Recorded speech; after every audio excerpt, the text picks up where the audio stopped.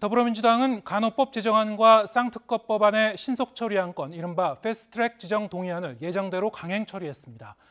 국민의힘은 퇴장과 입장을 반복하며 항의 표시를 한 가운데 윤석열 대통령에게 제2요구권 행사를 건의할 수밖에 없다고 경고했습니다. 국회 연결하겠습니다. 손효정 기자. 네, 국회입니다. 네, 오늘 오후에 국회 본회의에서 간호법 제정안이 통과됐죠? 네, 국민의힘 의원 전원이 자리를 비운 가운데 간호법 제정안이 재석 181명 가운데 찬성 179표, 기권 2표로 본회의를 통과했습니다. 앞서 국회의장이 한 차례 상정을 미루며 여야 합의를 종용했지만 끝내 야당 단독으로 법안이 가결된 겁니다. 국민의힘은 대통령에게 제2요구권 행사를 건의할 수밖에 없다고 반발하고 있습니다.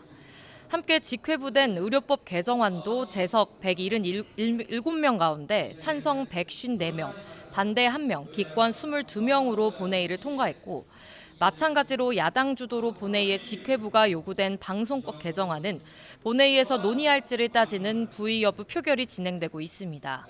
이와 함께 50억 클럽 의혹 사건과 김건희 여사 주가 조작 의혹을 규명할 두 개의 특검 법안이 본회의에서 신속 처리 안건, 패스트트랙 법안으로 지정됐습니다. 지정 동의안 표결은 무기명 수기 투표로 진행돼 모두 183명이 참여했는데 50억 클럽 특검 법안은 183명 찬성, 김건희 여사 의혹 특검 법안은 182명 찬성과 1명 반대로 모두 가결 정족수인 180명을 넘겼습니다.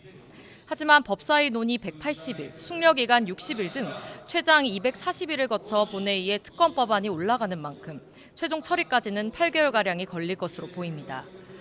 민주당은 검찰이 공정하게 수사했다면 특검 법안의 패스트트랙 추진까지는 하진 않았을 거라며 여당이 국민의 준엄한 명령에 응답할 책임이 있다고 지적했습니다. 윤석열 검찰이 정말 법 앞에 평등하다는 것을 입증하기 위해서 철저하고 공정하게 수사를 신속하게 해왔다면 이 상황까지 이르지 않았을 것입니다. 하지만 국민의 이런 기대와 달리 봐주기, 부실 수사로 일관하다 보니 정의당도 국민의 명령에 따라 특권 비리, 진실규명을 위한 진전을 이뤄냈다고 자평했습니다. 반면 국민의힘은 특검 법안 패스트트랙 지정 안건 표결을 앞두고 집단 퇴장했습니다. 특검 추진은 민주당의 입법 독재이자 대장동 사건 피고인인 이재명 대표의 방탄수단으로 변질될 가능성이 매우 크다고 지적했습니다.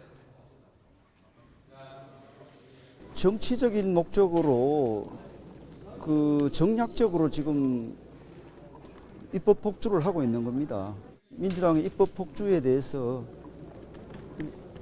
국민들께 제대로 알리고 또 저희들이 할 수 있는 다음 수단들을 강구를 하겠습니다. 또 민주당의 협치 파괴, 의회 독재 행태를 비판하겠다며 본회의장을 나와 국회 로텐도홀에서 규탄 대회를 벌이기도 했습니다. 지금까지 국회에서 전해드렸습니다.